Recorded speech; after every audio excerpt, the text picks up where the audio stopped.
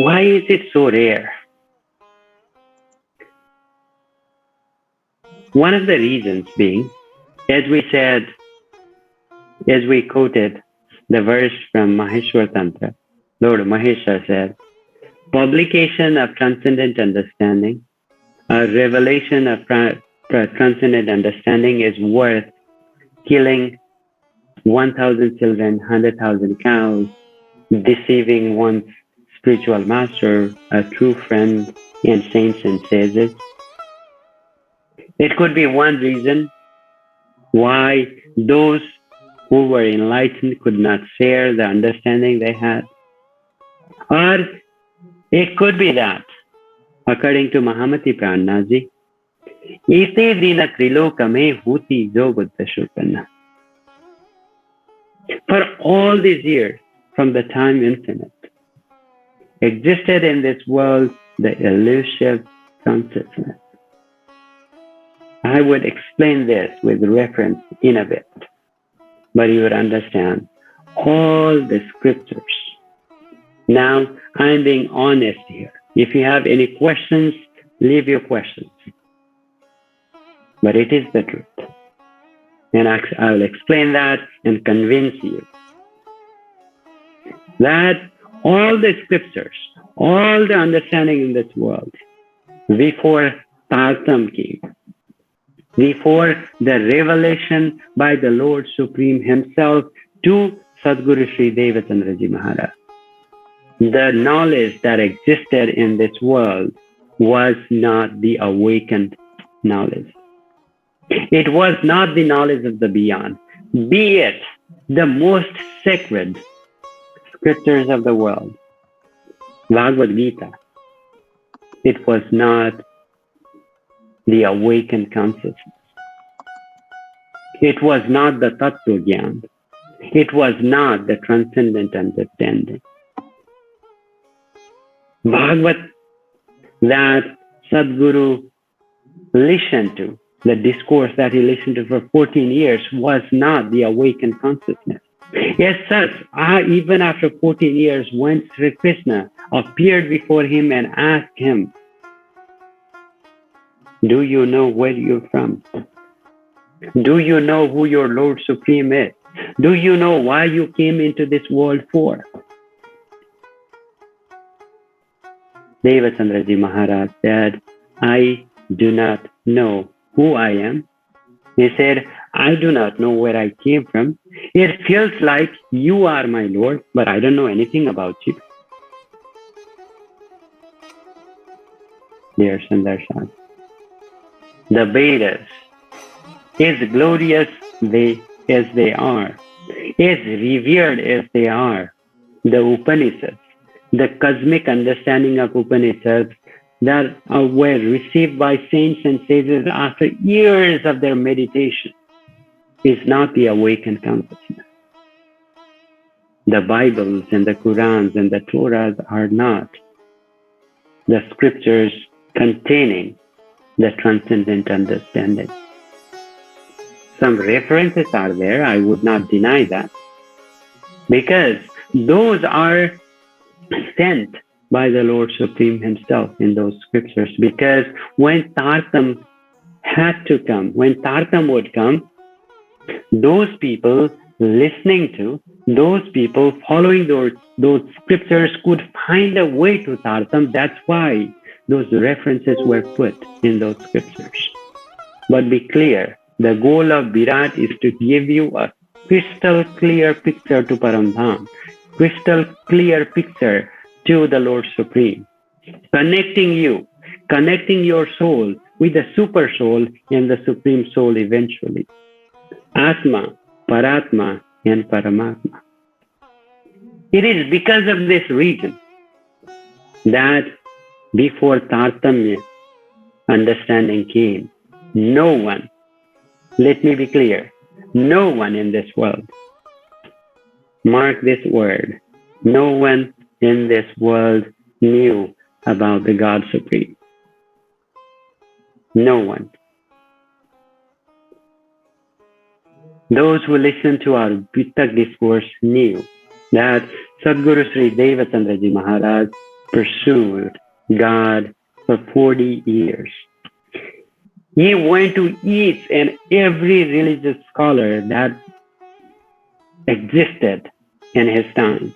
He knocked the doors of all those temples and churches and mosques and whatever he could find in finding answers to who God is, why he created this universe. How could one find God? He did not find the answer. After learning Bhagavad for 9 years, 14 years, 9 hours a day, memorizing all the verses of Bhagavad, he could not still answer the 5 simple, seemingly simple questions that Sri Krishna asked him. तू कौन आयत क्यों कर कहाँ है तेरो वतन नार तू कौन खसम की दृढ़ कर कहो वचन तू जागत है कि नींद में करके देख विचार विद सारी या की कहो इन जिमी के प्रकार. When Sri Krishna asked these 5 questions, you know what the response of Devachandra ji was. He said, मैं न पहचानो आपको, I do not know who I am. न सुधा अपनो घर, I don't know where I came from.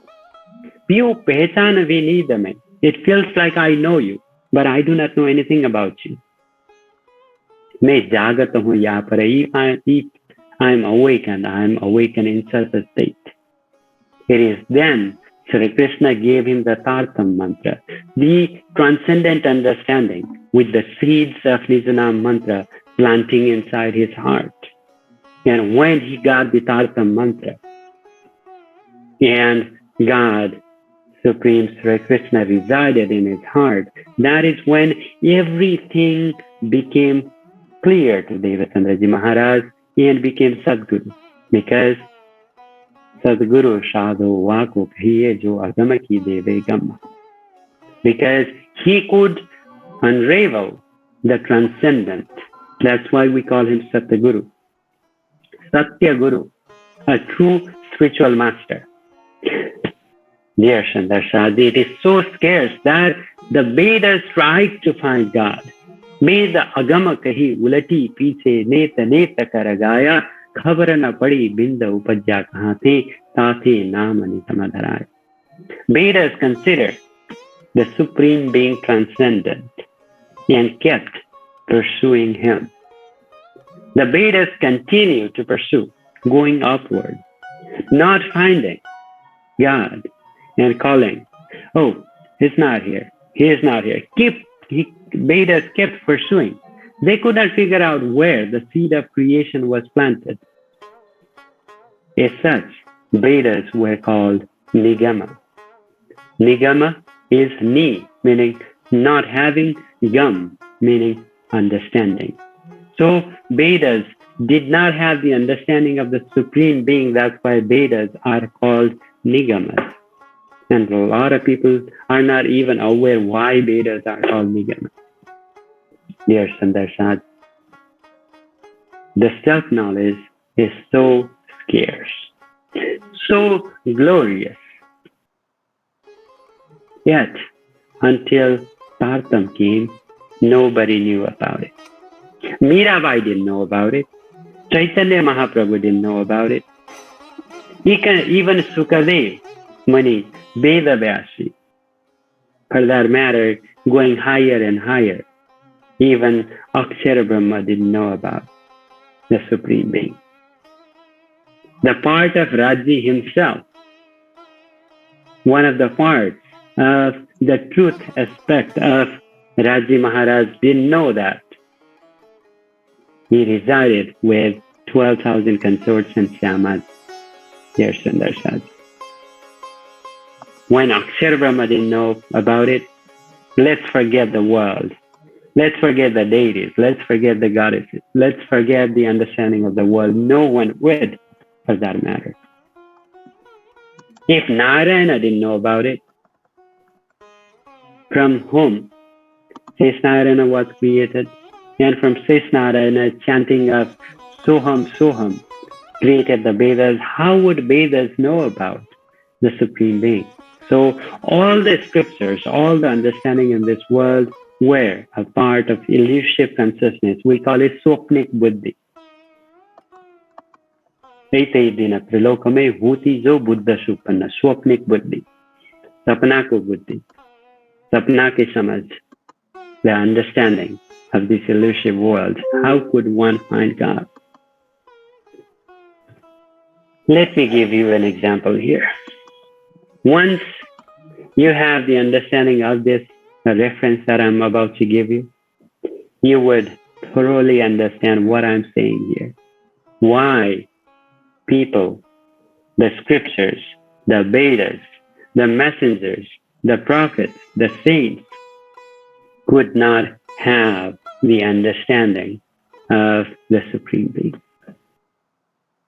Are you ready for this? So, the Guruji used to gave us this reference in telling us why this transcendent understanding was not available to everyone. If you see the first picture, it's not probably as clear. We could not put somebody's real picture. That's why we had to find a picture that would depict what we wanted to say here. There was a woman in her early 30s, you can say 25, whatever age. She went to sleep. And in her sleep, she had a dream. In her dream, she was pregnant. Not in here, though, right? When she is asleep, she is not pregnant. But when she goes into her dream, she finds herself pregnant. So she's pregnant, meaning there is a child inside her womb, obviously. There is a child. And the child, something bad happened. He had a roundworm. Actually, a couple of roundworms were in his belly. And within the body of these roundworms are infinite numbers of bacteria and viruses. Okay? Now, let's be practically examining this. Let's be honest here. If,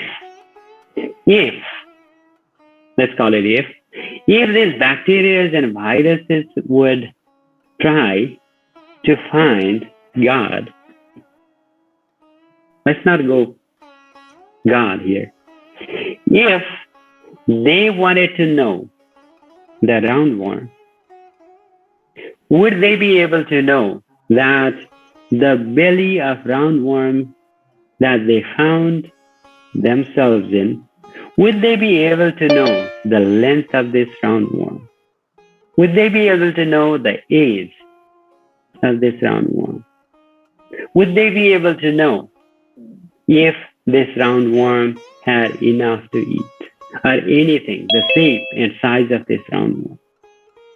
Would these bacteria be able to explain the shape, the form, or the actions of this roundworm?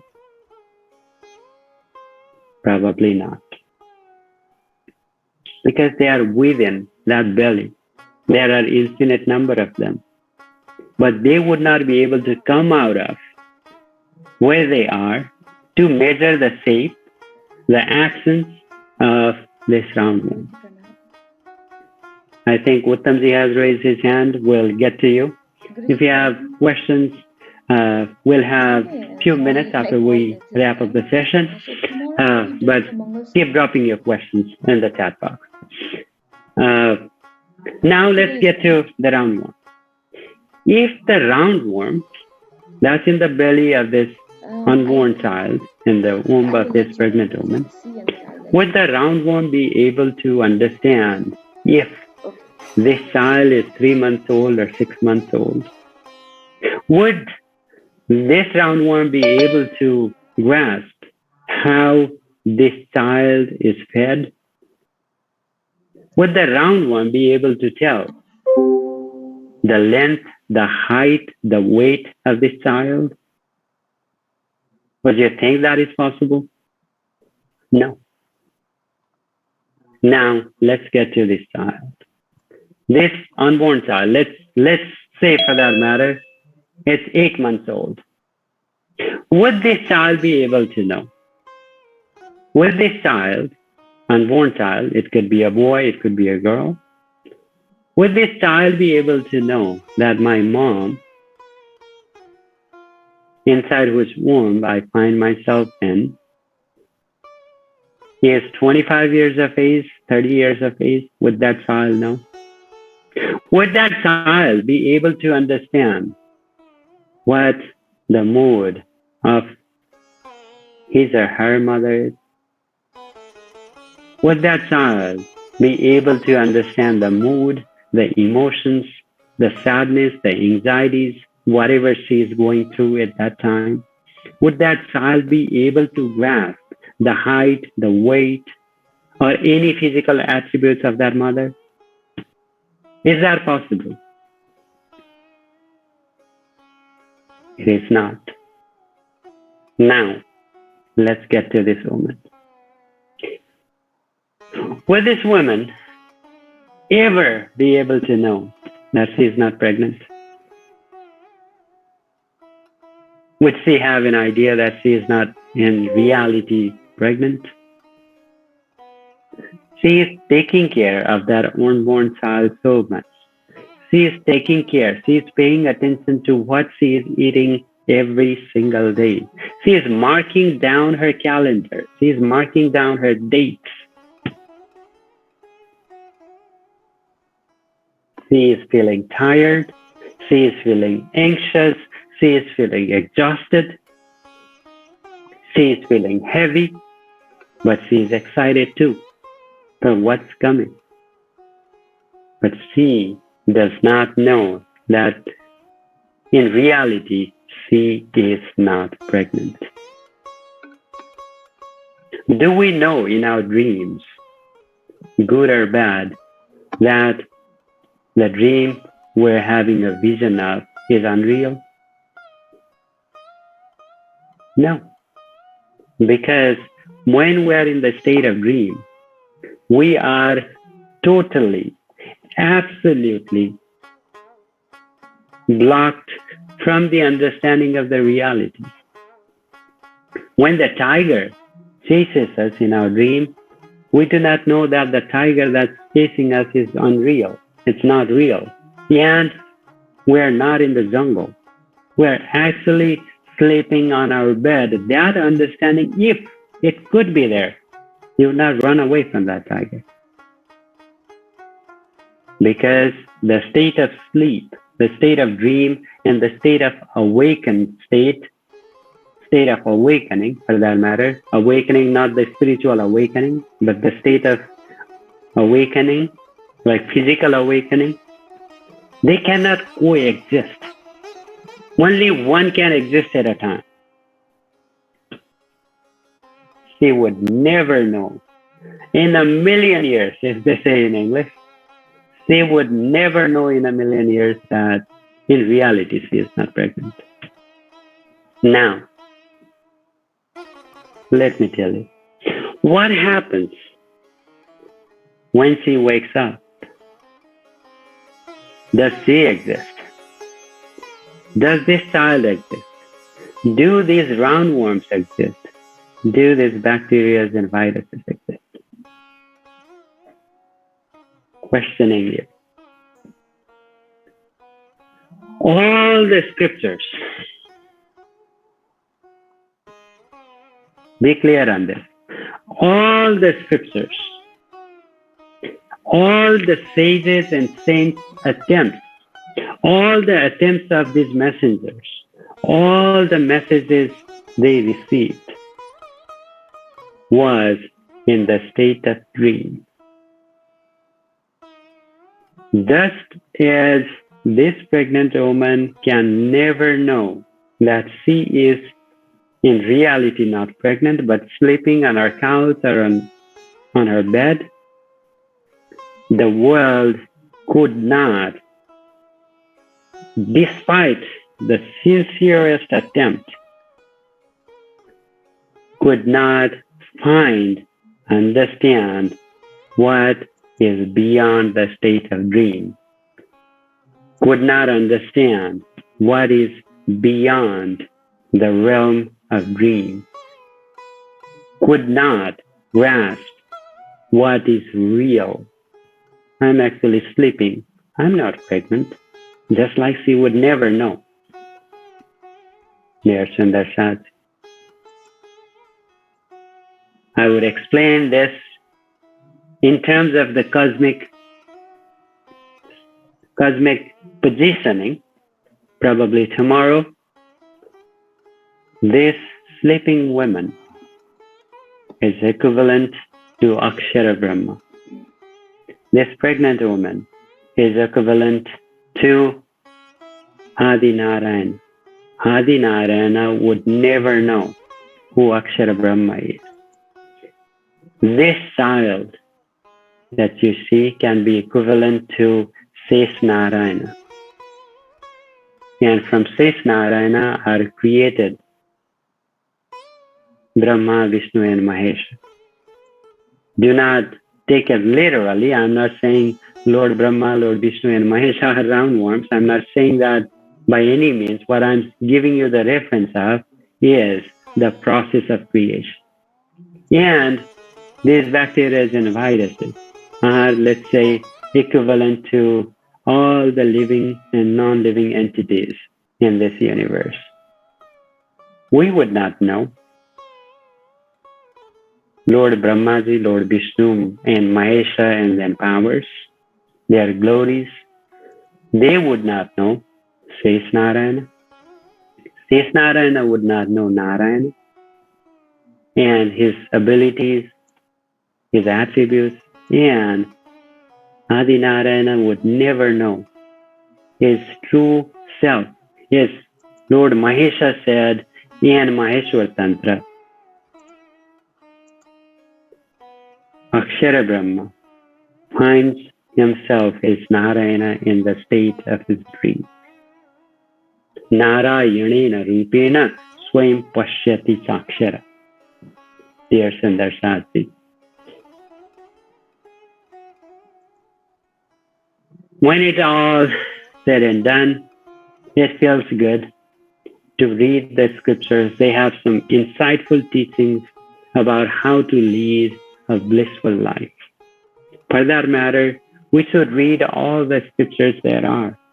The Vedas, the Upanishads, the Puranas, the Bhagavad, the Bhagavad Gita, the Bible, the Quran, anything that we can find.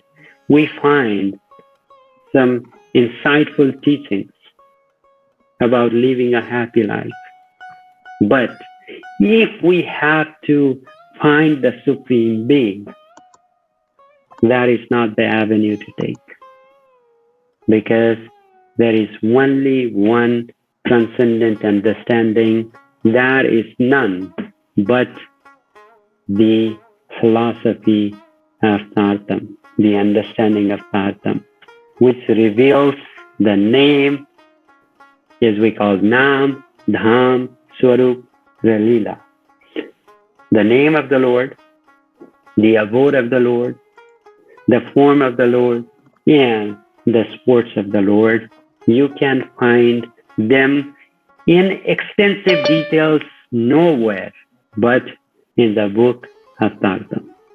So this Beerat session, the understanding of Beerat is based on that understanding. That is why you would know everything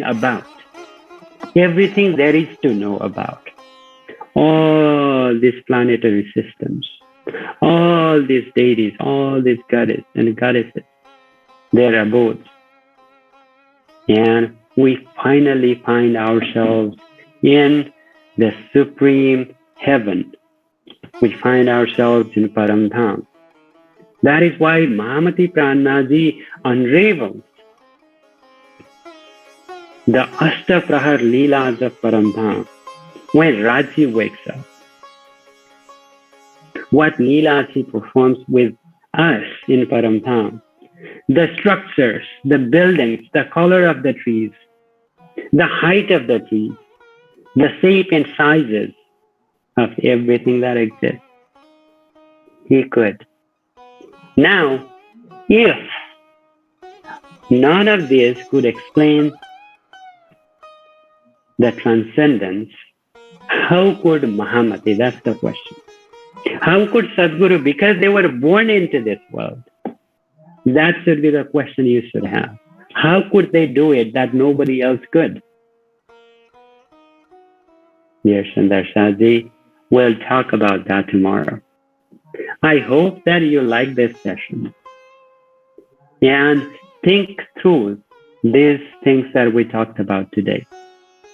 Because once you thoroughly understand this, we are singularly focused on Aksharatit Sri Krishna, but none else. In that regard, if we look deeper into Hinduism, Hinduism is not a polytheist religion, although it accepts the existence of different deities, is a part of this cosmic maintenance, maintaining the cosmos. The Supreme Being is one. That is what Hinduism is all about.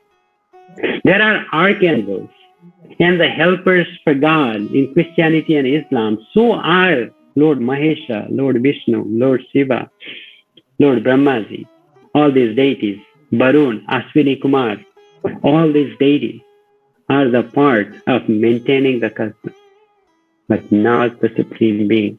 Hinduism is a monotheist religion.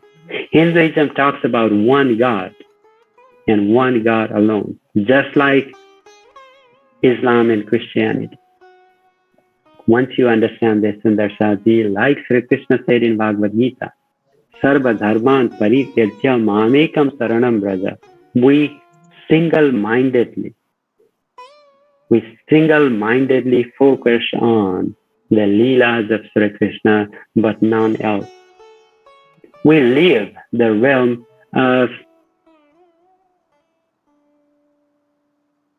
we transcend this perishable realm and seek for the eternal.